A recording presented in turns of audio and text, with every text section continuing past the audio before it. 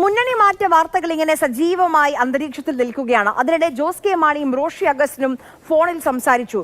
LDF-നൊപ്പം നിൽക്കും എന്നാണ് റോഷിയോടും ജോസ് കെ മാണി വ്യക്തമാക്കിയത്. ജെയിൻ എസ് രാജു വിവരങ്ങളുമായി നമുക്കൊപ്പം ചേരുന്നുണ്ട്. ജെയിൻ, റോഷി നിലപാട് നേരത്തെ തന്നെ ഇന്ന് രാവിലെ തന്നെ ക്ലിയറാക്കി. 3.0 അത് ഇന്നലെ സമരവേദിയിലും റോഷി മുൻനിരയിൽ തന്നെ മുഖ്യമന്ത്രിക്ക് തൊട്ടടുത്തുണ്ടായിരുന്നു റോഷി അഗസ്റ്റിൻ. ജോസ് കെ മാണിയുടെ കാര്യത്തിലാണ് ഒരു അവ്യക്തത.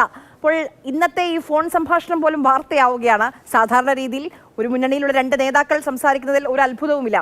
പക്ഷേ ഇന്നത്തെ ആ ഫോൺ കോളിന് സംസാരത്തിനൊക്കെ വലിയ പ്രസക്തിയുണ്ട്. തീർച്ചയായിട്ടും ഈ ജോസ് കെ മാണി വിഭാഗം UDF-ലേക്ക് പോകും എന്ന ചർച്ചകൾ നമ്മൾ നേരത്തെ തന്നെ കേട്ടിരുന്നു. ആ കാര്യത്തിൽ റോഷി അഗസ്റ്റിന് വ്യത്യസ്തമായിട്ടുള്ള നിലപാടാണ്. ആ കാര്യത്തിൽ അദ്ദേഹം ഉറച്ചു നിൽക്കുകയും ചെയ്യുന്നു.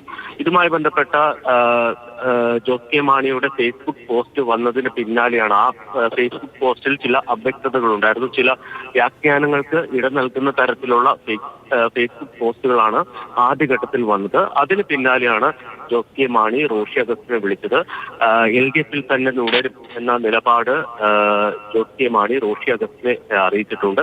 ഇക്കാര്യത്തിൽ റോഷി അഗസ്റ്റിന് ഉറച്ച നിലപാടിൽ തന്നെ നിൽക്കുന്നു എന്നുള്ളതാണ് മനസ്സിലാക്കുന്നത്. റോഷി അഗസ്റ്റിൻ മാത്രമല്ല, പ്രമോദ് നാരായണനും റോഷി അഗസ്റ്റിനും ഇടതു മുന്നണിക്കൊപ്പം എന്ന ഉറച്ച നിലപാടിൽ തന്നെ നിൽക്കുന്നു.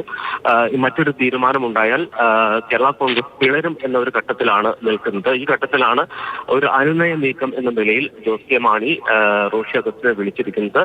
വളരെ പോസിറ്റീവായിട്ടാണ് പ്രതികരിച്ചത് എന്നുള്ളതാണ് റോഷി അഗസ്റ്റുമായി ബന്ധപ്പെട്ട ക്യാമ്പുകൾ നമ്മളോട് പറയുന്നത്. അതായത് LDF-ൽ നിൽക്കും എന്ന തരത്തിൽ അദ്ദേഹത്തോട് പറഞ്ഞു എന്നുള്ള കാര്യങ്ങളാണ് പറയുന്നത്. എന്തായാലും 16-ാം തീയതി കേരള കോൺഗ്രസ് ജോസ് കെ മാണി വിഭാഗം സ്റ്റിയറിംഗ് കമ്മിറ്റി യോഗം ചേരുന്നുണ്ട്. ആ യോഗത്തിന് ശേഷം കൃത്യമായ ഒരു ചിത്രം വ്യക്തമാകും എന്നുള്ളതാണ് മനസ്സിലാക്കുന്നത്. അതുവരെ കാത്തിരിക്കേണ്ടത്.